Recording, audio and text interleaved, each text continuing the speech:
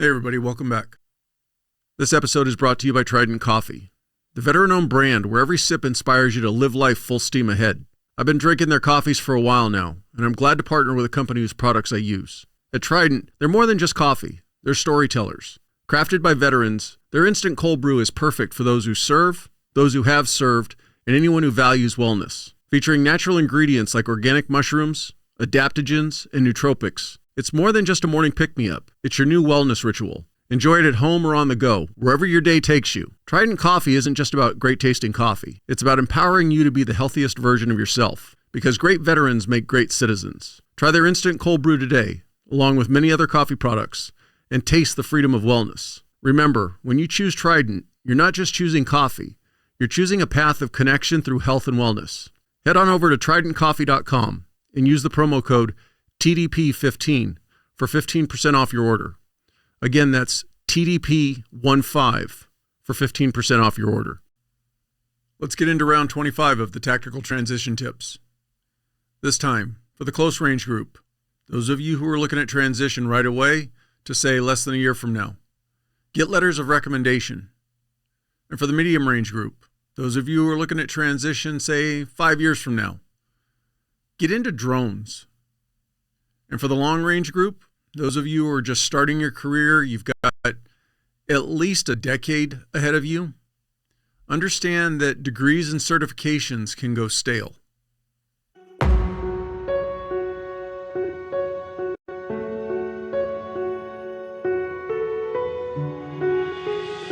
When you transition out, is try to model all of the good things, the discipline, the structure, that little bit of rigidity into your everyday life. And I think that that's a great way to make that transition happen, man. Take the time to invest in yourself because it means everything. You know? That's what the difference is. The difference is not just to collect a check. It's to live 25 years, 30, 40 years after you retire and pay it forward that way. For the close range group, get yourself some letters of recommendation. Why they're important is they add to your skills and attributes beyond your resume, beyond the degrees or certifications that you have. Those are extremely important, don't get me wrong. But when you get a letter of recommendation from somebody who worked with you, who can attest to your skill sets, your abilities, your overall accomplishments in your careers, that adds value. That adds icing on the cake, so to speak. What this will do is it gives you that little bit. You're always looking for that advantage when you're going in for a job against somebody else. And letters of recommendation might be that little piece of the puzzle that pushes you over the other people that are applying for the same job. So where you're going to start is you first want to identify who you're going to ask for letters of recommendation. The obvious thing is those in your chain of command, those who you directly worked for, who can attest to your skills, your abilities, your qualifications beyond the training and certificates that you can present. They can attest to real-world applications. They can attest to the intangibles, your leadership skills, how you work as a team, how you worked as a subordinate. All of those little things can add to your overall, I'll call it credibility or your sale ability. Once you identify who all you want to ask for a letter of recommendation, prioritize them. Your immediate chain of command, yes. Maybe if your current boss is somebody that you haven't worked for a long enough time, they could still potentially write you a letter of recommendation, but it may not be as thorough or as detailed because they don't know your complete work history. So you may need to reach back out to former bosses, or if you had an incident, an event, a special assignment, something where maybe you had a one-off experience with a given supervisor, but they can specifically talk about how you handled maybe a major situation or averted something. Go to those people, pull on all of the the resources that you have who can attest to your abilities beyond just your immediate boss. If you've had the fortunate experience of working for the same boss for an extended duration, I would still reach out to other supervisors or other people in your chain of command because they've had to have seen you in certain situations. It just may take you a little bit of time to think about those situations and who you want to talk to. You can ask for letter of recommendations from coworkers. The only thing I would say is seek out those coworkers who are obviously senior to you, or if they're on par with you, that they've been doing the same task for an extended period of time. I would strongly avoid asking for a coworker who is either newer on the job, didn't work with you very long, or most importantly, is not very long in the skill set of what they're working at. So it almost kind of, in a weird way, maybe loses some of the validity if they're not as experienced, is the only word that really kind of comes to mind. So put yourself in that awkward situation. Have those conversations with people that you work with that are in your chain of command or senior to you, and ask them for letters of recommendation. When it comes time to sit down to talk to them, that's exactly what you need to do. It's not a demand. It's not an email with, hey, I need a letter of recommendation. It's a conversation that explains what you need, why you need it, and how it's going to help you. Hey, I worked with you X number of years or X number of months, whatever it was.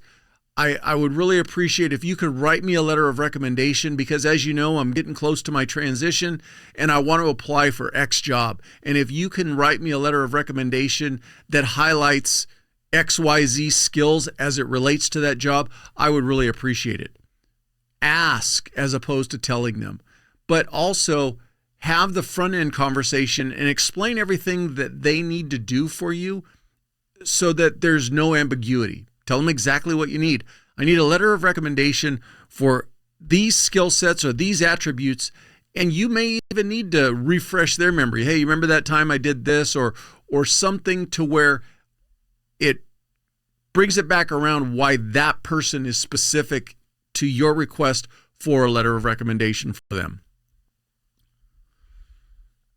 If needed, maybe what you could suggest is have that conversation, explain everything that you need them to validate for you, and maybe offer to write the letter. Say, would you mind if I put it together and then submitted it to you for your review? We can make changes, we can add anything, but it takes a little bit of burden off them. Everybody's busy. Everybody doesn't necessarily feel that maybe they don't like to write, or they don't feel that they can express themselves in a written format to really kind of bolster you or make you look good, or even worse, make themselves not look good in the way they write. So if you offer to do it for them, maybe that might alleviate some of their concerns. The other thing you can do is maybe you create a template, some type of Word document where it's just kind of fill in the blanks, and again, making it a little bit easier for them just for a couple minutes, put in your name, put in some information, and then sign it. Either way, if you can offer to take some of the burden off them, take some of the time away from them, it may motivate them to want to do it more. On the other hand, there may be somebody who really enjoys doing these types of things, and they'll be like, hey, you just tell me what you need and I'll get that letter of recommendation done for you. But regardless, however you get it, it's going to benefit you to get these letters of recommendation to bolster what you can present through a resume, through your degrees, through your certificates, that type of stuff. When you do get these, the most important thing to do is, well, there's two really important things to do. Read them after they write them for you. Make sure that they're grammatically correct, that there's proper punctuation, those little things. And if there are some issues, bring it back to their attention politely. hey, I noticed that there was, you forgot a period, or be gentle in the way that you come back at them, because they could get offended in the sense that maybe they rushed through it and didn't really put the effort into it, or maybe, again, like I said, maybe they don't write well. So be tactful in how you bring up issues of grammar or punctuation or anything like that. The other reason why you want to read them is you want to make sure that what you need from them is actually addressed in the letter of recommendation. If you just simply take the letter, put it in your file with all the others, and then move on and think that it says what you assume it says, you start referencing it and it doesn't match up. And so now you start looking silly because you don't look like you're properly prepared. The other thing you want to do is don't lose them. If they email you a copy of the file, or if they hand you it in a thumb drive, or even if they give it to you in a written format, figure out a way to store it so that you don't lose it.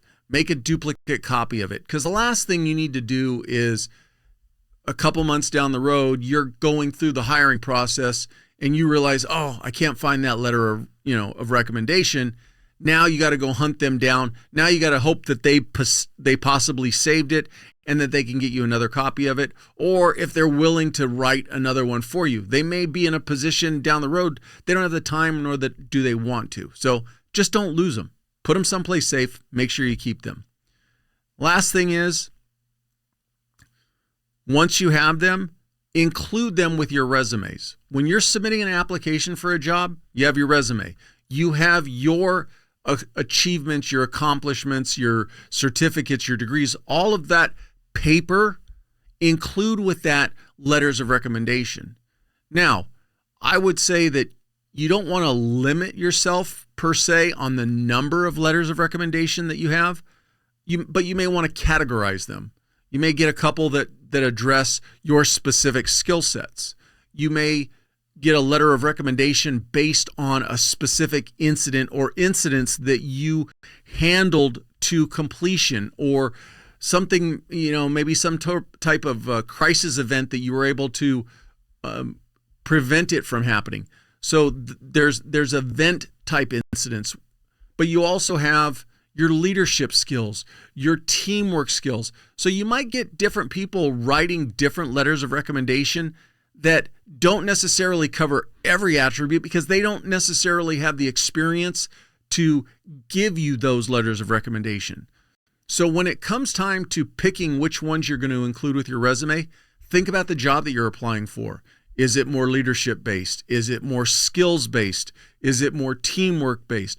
Whatever it is, tailor the letters of recommendation that you're going to include with that resume so that they best relate to the job you're applying for. Then when it comes time for the interview process for this job, make sure you work into the stories of explaining your skills and your attributes and what you're able to bring to the company by also including the letter of recommendation. Now, you don't need to read it verbatim, but you can address a story. Say it's on a specific skill set. And then you say, according to, John Smith, who was my supervisor at the time, here was an incident where I did this and he acknowledged me for it. The letter is included with my resume, or something like that. But refer back to him. Always remember, we are more than just bullet points on a resume. Don't simply think that, oh, I put it in my resume, I gave you the copy of the letter of recommendation, I don't need to say anything more. No, the information's there, but you always want to refer back to it. And to close this out, the people that you ask to take time to write you a letter of recommendation, give them the courtesy, at minimum, to say thank you. But as you're going through the hiring process, keep them updated. If you don't see them in person on a regular basis, send a nice email. Hey, I really appreciate the letter of recommendation that you wrote. Just wanted to let you know I'm into the hiring process. I moved to the second phase, the third phase. I'm into the final phase, and I really appreciate the letter of recommendation. I really believe that it helped me, kind of get past the other candidates, or something like that. It just acknowledges them in a thank you and gives them an update as to the time that they put into it actually ended up being fruitful. For the medium range group, get into drones. I came up with this idea because I recently read an article about a guy who was a drone operator who spread pesticides over a agricultural field. And I was like, I never even realized that that was an option. And so I started looking around, and there are actually quite a few jobs that drone operators play a significant role in. Just some of the ones that I came up with or that I found: search and rescue operations. Many organizations now are utilizing drones to help search. And I know that some of the drones have, some of the high-end drones have FLIR and all that other kind of stuff. So there's an aspect that you could get into. I already mentioned agriculture. Besides spraying pesticides, many farmers and big-time agricultural operations use drones just to monitor their fields. So if you're interested in agriculture, there is the inspections on remote or really difficult sites. One of the things I saw was they use drones to inspect high towers, high electrical lines, tall cell phone towers, these things that are, 100, 200 feet tall. Instead of sending somebody up, you just send up a drone and they can inspect it. So, remote or difficult inspections are getting done by drones. There's wildlife monitoring. So if you're somebody who enjoys being outdoors, hunting, camping, that type stuff, maybe this is an avenue that you can get into.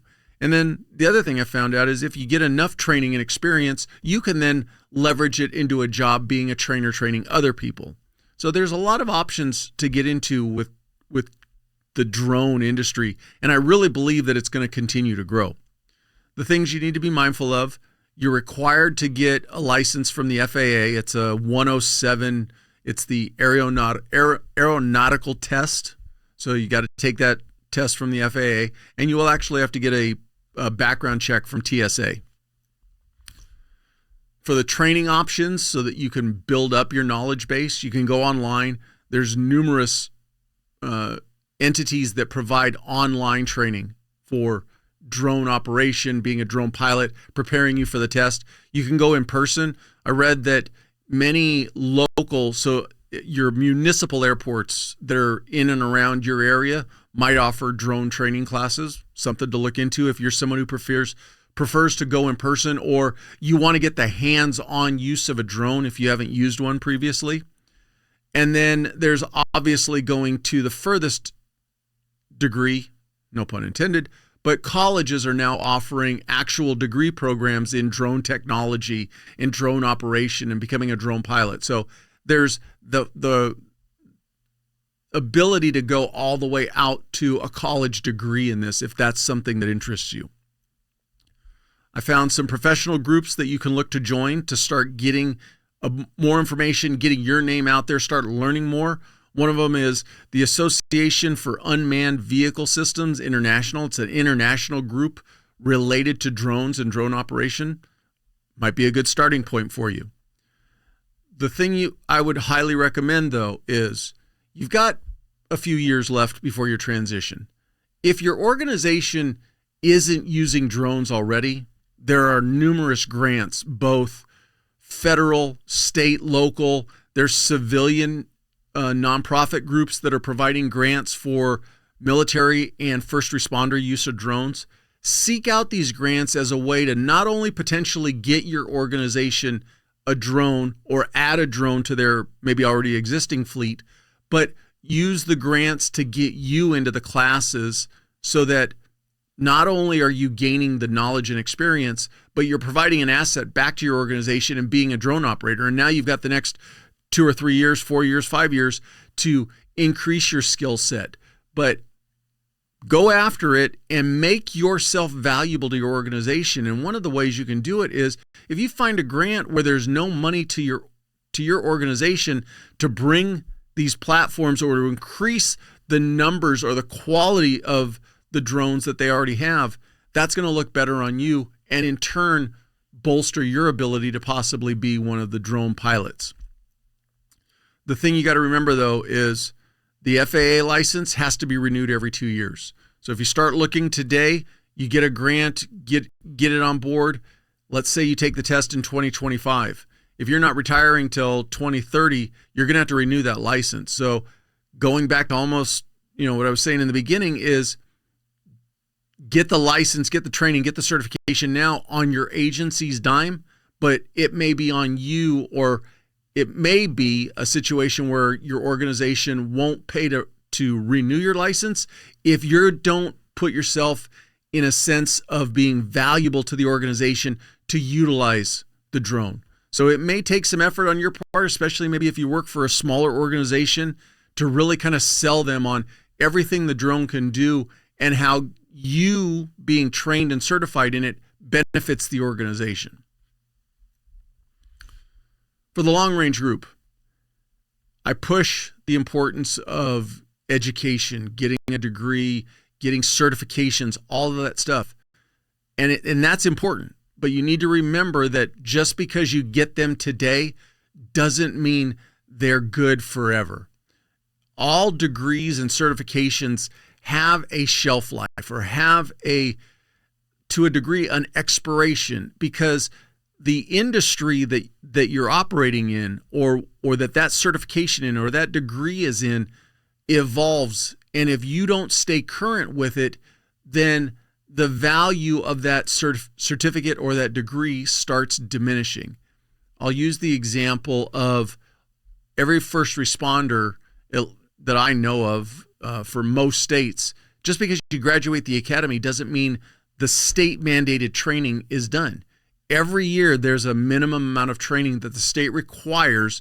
It's often, they don't refer to it, but if you deal with private entities, or like my previous organization, lawyers, they call it continuing education. And it's just every year or every 2 years, you're required to get X number of hours of training so that you stay current and proficient. So it's the same way with any degrees or certifications that you get today. You need to remain current with them. At the end of your career, obviously, and I'll call them papers, the degrees, the certificates, however you want to refer to them, the more of those you have, obviously, they're going to make you look better. They're going to increase your marketability when you make your transition. But the thing is that did you get a degree in 2024 and then in 2044, you're trying to say, hey, I got that certification, but I've done nothing with it since, or I've done nothing additional. It loses its value. Hell, it could even be outdated. Imagine if you were getting a degree today in print journalism. How many newspapers or magazines are going to be here in 10 years? Is there going to be a market for somebody with that skill set? So think about what you want to get trained in today. Think about the degrees and the certificates you want to get, but think about long term. How are you going to stay current with them? And are they going to have value to you in 10 years, in 20 years? When you seek out these trainings, try to get your organization to not only buy into sending you to the initial training class. Maybe you won't be able to get them to send you to college, but you never know. If one of you out there works for an organization that pays for college, great. But also get them, or try to get them to buy into, if they send you to a training course, that they're going to buy into the continued training to keep you current.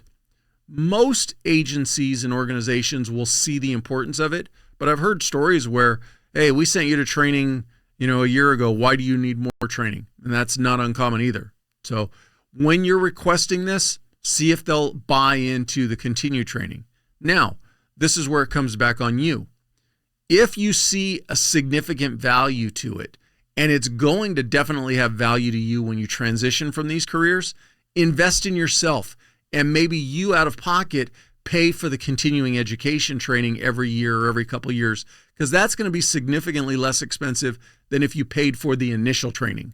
So if you can get your organization to send you the initial training and for the continuing education, great. If they won't commit to both, try to get them to send you to the original class, because that will most likely be the most expensive, and invest in yourself and keep the training going throughout the remainder of your career. Regardless, whatever you get trained in, whatever you get your degree in, find a way to stay current with whatever that skill set is, however you need to do it, because you're going to be able to utilize that knowledge and experience not only now.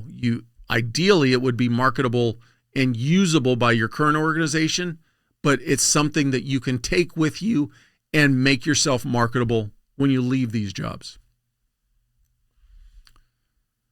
So in wrapping it up for the close range group, get yourself some letters of recommendation. They validate and endorse your achievements, your skill sets, and all of the training that you've accomplished in your career. For the medium range group, get into drones.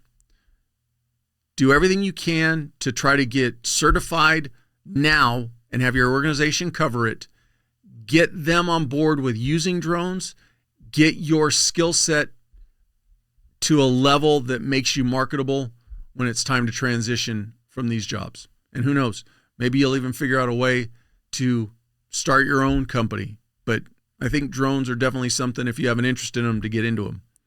And last, for the long range group, just remember, get all the training and the education that you can throughout the remainder of your career, but understand training and experience, or training and degrees that you get today, are going to have a shelf life. They will go stale if you don't take the effort to stay current with them. Thank you again for taking the time to listen or watch the episode.